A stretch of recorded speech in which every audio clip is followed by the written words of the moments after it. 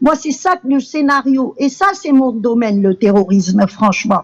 Donc, ce que je suis en train de voir, si les autorités maliennes ne redressent pas la barre et ils comprennent pas vraiment ce que c'est que le terrorisme et s'adresser aussi à des forces qui peuvent les aider, parce que le terrorisme, ce n'est pas une armée qui peut l'arrêter. Ça, c'est un terrorisme qui se négocie. Ça se négocie. L'Algérie a négocié avec des puissances étrangères.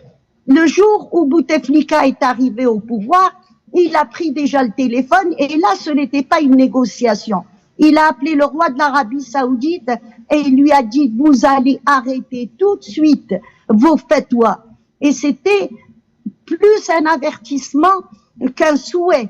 Donc, c'est à partir de ce moment-là où les États-Unis sont rentrés en jeu, d'autres pays, et c'était ramasser vos terroristes qui viennent de Syrie, qui viennent de Libye, qui viennent d'un peu partout en Algérie. Le père du terrorisme international, c'est Abu Mus'ab al-Souri, c'est un Syrien.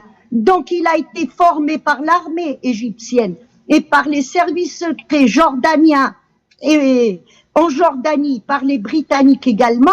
Il est parti à Londres, il est resté un bon moment. Après, il est parti en France, de la France en Espagne.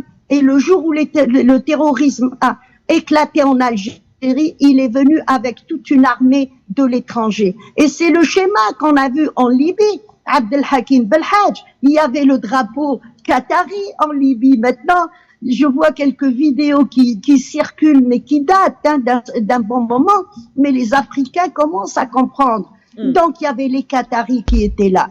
Et quand on entend ce que le Premier ministre, le ministre des Affaires étrangères, Qatari, quand il a parlé, lors d'un débat, il a parlé de la Syrie, il a dit, nous nous sommes chamaillés sur la proie entre nous. Il parlait de son pays, il parlait de l'Arabie Saoudite et des Émirats Arabes. Ils se sont chamaillés. Il y a 12 millions de Syriens qui sont en dehors de leur pays. Il y a 3 millions de Syriens morts. Le pays est à sec.